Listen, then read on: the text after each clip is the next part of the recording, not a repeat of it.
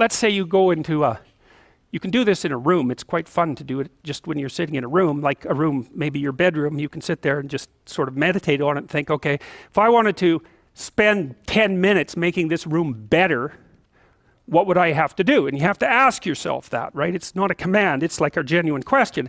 And things will pop out in the room that you like, there's a stack of papers over there that's kind of bugging you, and you know that maybe little order there would be a good thing, and you haven't, there's some rubbish behind your computer monitor that you haven't attended to for like 6 months, and the room would be slightly better if it was a little less dusty and the cables weren't all tangled up the same way. And like, if you allow yourself just to consider the expanse in which you exist at that moment, there'll be all sorts of things that'll pop out in it that you could just fix.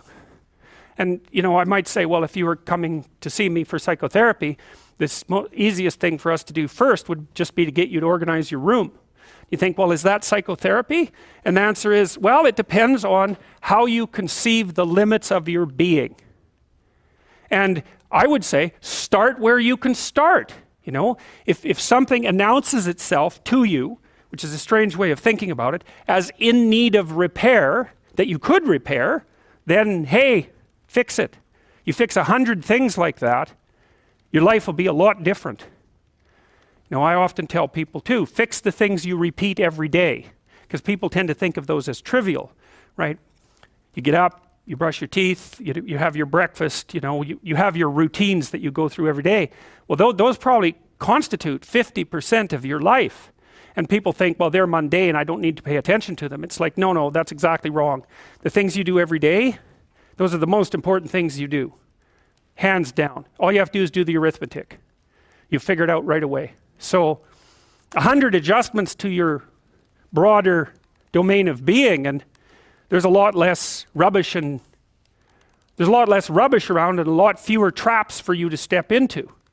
And so that's in keeping with Jung's idea about erasing once you've got your mind and your emotions together, and once you're acting that out, then you can extend what you're willing to consider yourself and start fixing up the things that are part of your broader extent. Now, sometimes you don't know how to do that. So you might say, imagine you're walking down Bloor Street and there's this guy who's like alcoholic and schizophrenic and has been on the streets for 10 years. He sort of stumbles towards you and, incoherently mutters something.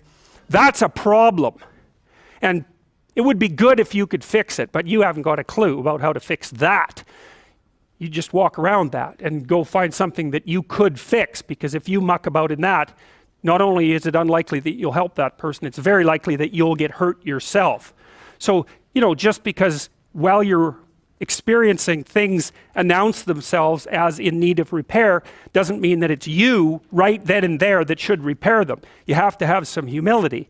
You don't walk up to a helicopter that isn't working and just start tinkering away with it.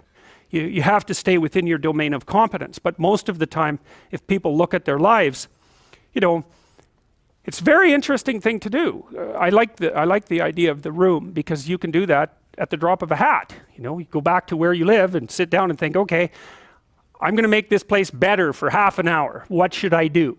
And you have to ask, and things will just pop up like mad. And it's partly because your mind is a very strange thing. As soon as you give it a name, a genuine aim, it'll reconfigure the world in keeping with that aim. That's actually how you see to begin with.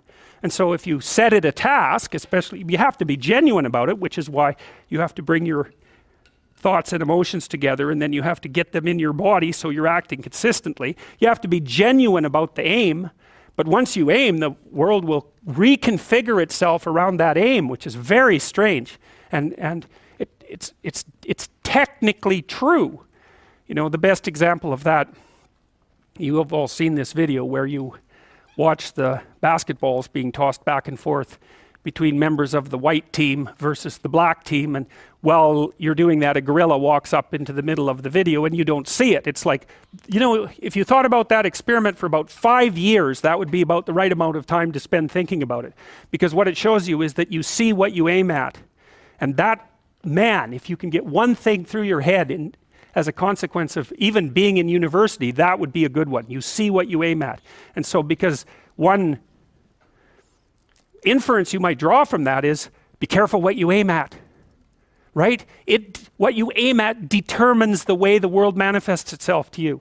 And so if the world is manifesting itself in a very negative way, one thing to ask is, are you aiming at the right thing? Now, I'm not trying to reduce everybody's problems to an improper aim. People get cut off at the knees for all sorts of reasons. They get sick, they have accidents. There's a random element to being, that's for sure. And so you don't want to take anything, even that particular phrase, too far. You want to bind it with the fact that random things do happen to people, but it's still a great thing to ask. Okay, so Rogers was a phenomenologist, and he was interested in, he didn't start his philosophy from the perspective of subject versus object, or from the idea of psyche, like sort of inside you, your mind with its layers. That's not how he looked at it. And so let's go through, well, I'll introduce you to Rogers. I think and then we'll talk about it more next time. I'm going to start though with something that I learned from him that I think was of crucial importance. And so we'll set the stage for the further discussion with this. And I'm going to read it to you.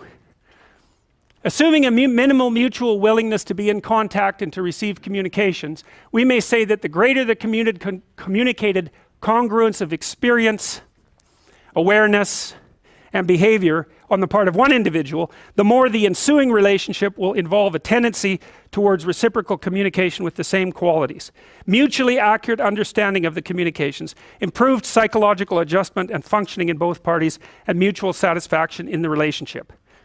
It's quite a mouthful. What does it mean? Assuming a minimal mutual willingness to be in contact and to receive communications.